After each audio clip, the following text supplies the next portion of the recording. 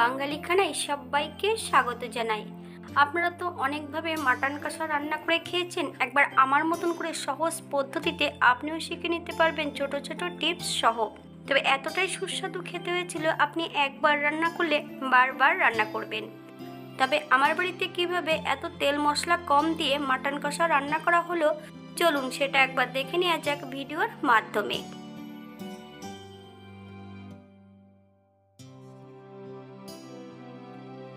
আজকে আমি এখানে 600 গ্রাম খাসির মাংস নিয়ে নিয়েছি। ঈষদুষ্ণ গরম জল দিয়ে বেশ পরিষ্কার করে ধুয়ে রেখেছি।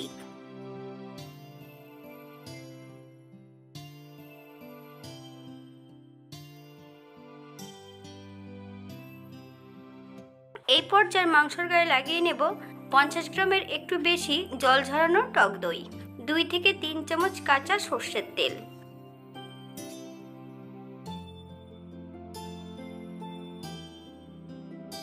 বেশ ভালো করে মাংসটা মাখিয়ে নিতে হবে। মাংসগুলোকে 30 থেকে 40 মিনিটের জন্য রেস্টে রেখে দিতে হবে, তবে ফ্রিজে না রাখলেও হবে। এই পর্যায়ে বেশ কিছুটা পেঁয়াজ আমি আগে থেকে ভেজে নিয়েছি।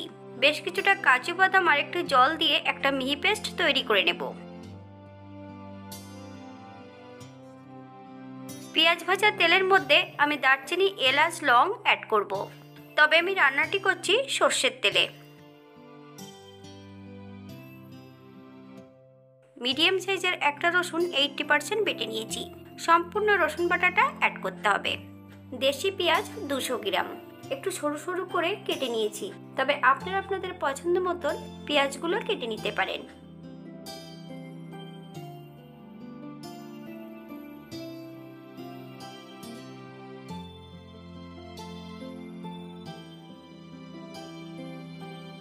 এই পর্যায়ে হাফ চামচ লবণ অ্যাড করব। পেঁয়াজ রসুন থেকে যতক্ষণ কাঁচা গন্ধ বেরোবে ততক্ষণ বেশ পেঁয়াজ রসুনটা ভালো করে ভেজে নিতে হবে।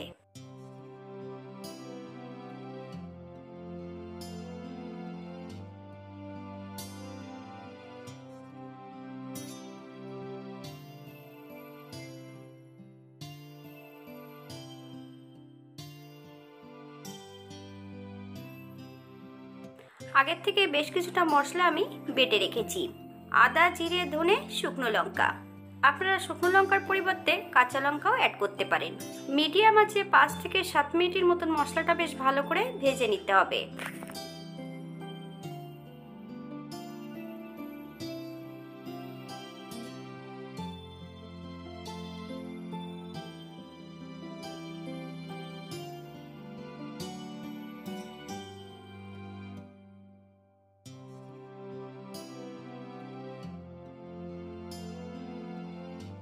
মশলা ভাজার এই পর্যায়ে 1 চামচ লবণ অ্যাড করব। আপনার স্বাদ অনুসারে লবণটা অ্যাড করবেন। 1 চামচ কাশ্মীরি লঙ্কার গুঁড়ো, 1 চামচ হলুদ গুঁড়ো। বেশ ভালো করে মশলাটা ভেজে নিতে হবে।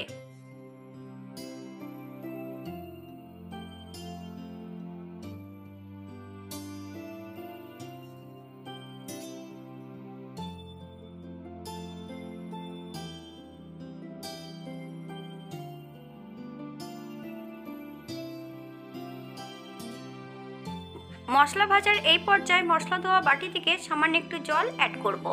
4 থেকে 5 মিনিটের মতো মশলাটা কষিয়ে নিতে হবে, অথবা যতক্ষণ মশলা থেকে তেল না ছাড়ছে ততক্ষণ বেশ ভালো করে মশলাটা কষিয়ে নিতে হবে।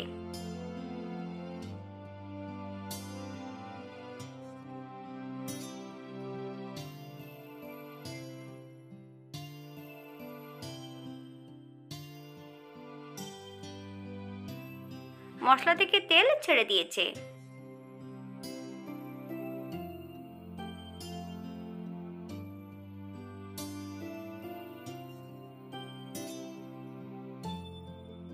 এই পর্যায়ে সম্পূর্ণ ম্যারিনেট করা মাংসগুলো অ্যাড করতে হবে।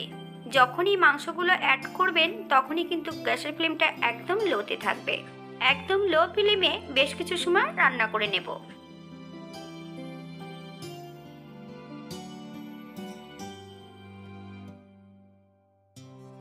যদি হাই ফ্লেমে রান্না করা হয় অনেক সময় টক দইটা কেটে যেতে পারে।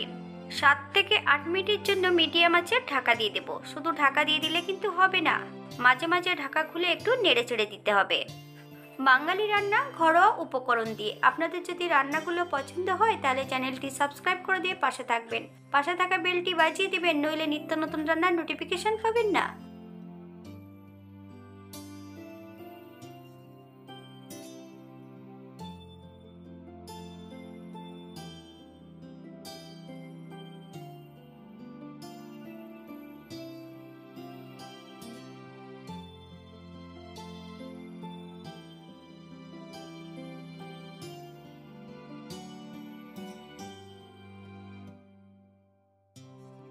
মাংস কষানোর এই পর্যায়ে আমি একটা প্রেসার কুকারে 1 কাপ জল গরম করে নেব।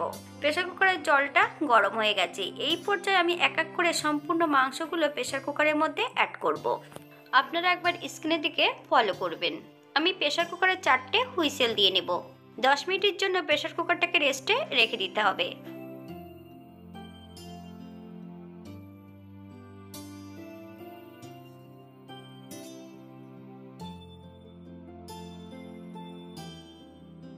মাংসগুলো প্রেসার কুকারে অ্যাড করার পর কড়াইতে যে গ্রেভিটা ছিল তার মধ্যে আমি সম্পূর্ণ কাজু পেঁয়াজ বাটাটা অ্যাড করে দেব।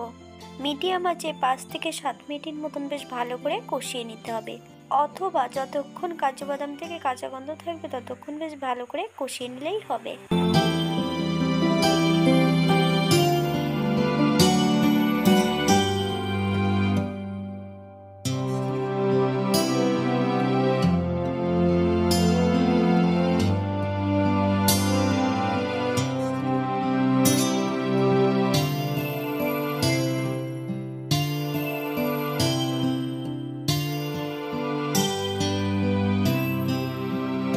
এই পর্যায়ে আমি সম্পূর্ণ মাংসগুলো প্রেসার কুকার থেকে অ্যাড করব। এই পর্যায়ে আমি রান্না করছি মিডিয়াম আঁচে। এই পর্যায়ে আপনারা নুন চিনিটা একবার চেক করে নেবেন।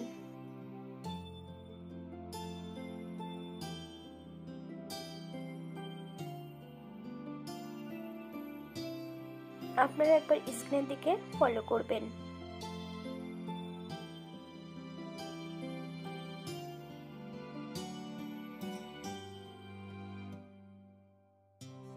এই পর্যায়ে অ্যাড করব 1 চামচ ঘি।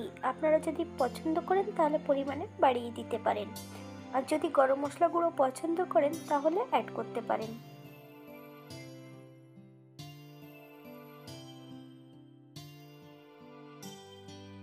এই পর্যায়ে গ্যাসের ফ্লেমটা অফ করে দিয়ে 5 মিনিটের জন্য স্ট্যান্ডিং টাইম দেব, তারপর সার্ভ করব।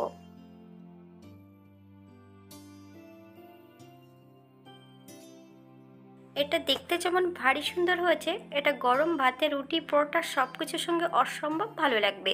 আপনারা বাড়িতে একবার একই পদ্ধতিতে বানিয়ে নেবেন। আজকে আমি খাসির মাংস কষা রান্না করেছিলাম, এখানে আমি কোনো আলু ব্যবহার করিনি। আপনারা যদি পছন্দ করেন তাহলে আলু অ্যাড করতে পারেন। আজকে আমি খাসির মাংস রান্না করেছিলাম দেশি পেঁয়াজ দিয়ে। আপনারা যে কোনো পেঁয়াজ দিয়ে মাংস রান্না করতে পারেন। আর মাংস রান্না করেছিলাম সম্পূর্ণ বাটা মশলায়। আপনারা গুঁড়ো মশলা দিয়েও এটা রান্না করতে পারবেন। আজকের ভিডিওটি এই পর্যন্ত। সবাই সুস্থ থাকবেন, ভালো থাকবেন।